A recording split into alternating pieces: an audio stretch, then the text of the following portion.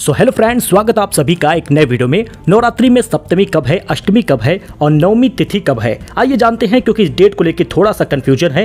29 या 30 सितंबर कब अष्टमी मनाई जाएगी और सप्तमी कब रहेगा। अष्टमी के हवन का शुभ मुहूर्त क्या है, कन्या पूजन का शुभ मुहूर्त क्या है। अष्टमी, सप्तमी और नवमी को लेकर इतना कंफ्यूजन शायद ही रहा हो, तो डेट को देख लीजिएगा। सही तिथि पर ही व्रत रखिएगा और सही तिथि पर ही कन्या पूजन करिएगा। पूरी डिटेल देख लीजिए। चलिए शुरू करते हैं। देखिए, सबसे पहले जानते हैं कि अष्टमी तिथि है कब। इस साल अष्टमी तिथि 29 सितंबर को शाम 4:30 बजे से शुरू हो रही है और इसीलिए 30 सितंबर को शाम 6 बजे तक रहेगी। और दोस्तों, कन्या पूजन हुआ या अष्टमी का व्रत हुआ, वो 30 सितंबर को करना सबसे श्रेष्ठ और फलदायक माना गया है। तो 30 सितंबर को अष्टमी रहेगा, 29 तारीख को नहीं रहेगा। शास्त्रों के अनुसार इस दिन माँ दुर्गा की पूजा होती है। कन्याओं के पूजन से जीवन में सुख, शांति और समृद्धि आती है। माना गया है कि कन्याओं के रूप में माँ भगवती स्वयं विराजमान होती हैं। तो अष्टमी पर आप ये कार्य जरूर करिएगा। अष्टमी के दिन सुबह स्नान करके शुद्ध होकर साफ कपड़े पहनकर पूरे मन भाव से माँ की पूजा करिए। कन्या पूजन की तैयारी करिए।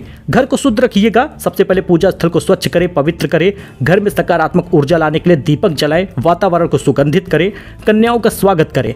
देखिए, अगर आपने हवन वगैरह कर लिया है तो कन्याओं को भोजन भी कराएं। छोटी छोटी कन्याओं को घर बुलाकर उनके चरण धोकर आसन पर बैठाएं। ऐसा करने से माँ दुर्गा प्रसन्न होती हैं, उनका आगमन माना जाता है। पूजा करिए, आरती करिए। कन्याओं के माथों पर कुमकुम लगाइए, हल्दी का तिलक लगाइए, अक्षत फूल अर्पित करिए। माँ दुर्गा की और कन्याओं की आरती करिएगा। भोग और भोजन भी चढ़ाइएगा। परंपरागत रूप से माता रानी को भोग लगाइए और कन्याओं को पूरी, काला चना और सूजी का हलवा प्रेम पूर्वक परोसिए। ये तीनों चीजें माँ दुर्गा को अत्यंत प्रिय है। उसके बाद कन्याओं को कुछ गिफ्ट दीजिए, दक्षिणा वगैरह दीजिए, चुनरी, उपहार, ये सब चीजें अर्पित करिए। उसके बाद आशीर्वाद जरूर लीजिएगा। अंत में कन्याओं के आशीर्वाद को माँ दुर्गा का आशीर्वाद समझिए, नतमस्तक हो जाइए, मन से धन्यवाद करिएगा।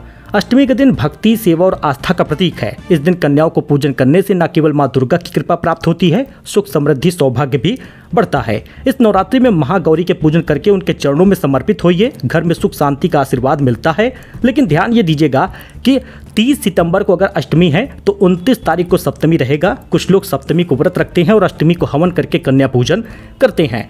30 सितंबर को अष्टमी है, 29 तारीख को सप्तमी है और 1 अक्टूबर को नवमी तिथि रहेगा। तो अगर आप अष्टमी को व्रत रखते हैं तो 30 तारीख को व्रत रखेंगे और अगर आप नवमी को व्रत रखते हैं तो 1 अक्टूबर को व्रत रखेंगे। बाकी हवन, कन्या पूजन अगर आपके यहाँ अष्टमी को होता है तो 30 तारीख को करेंगे और हवन पूजन और कन्या पूजन अगर आपके यहाँ पर नवमी को होता है 1 अक्टूबर को रखेंगे। आशा करते हैं कि यह जानकारी आपको पसंद आई हो। हालांकि ध्यान ये दीजिएगा कि इस दिन काले कपड़े ना पहने, कन्याओं का अपमान ना करें। घर में जितनी भी कन्या आती हैं उनको भोजन कराएं, उनको उपहार दें।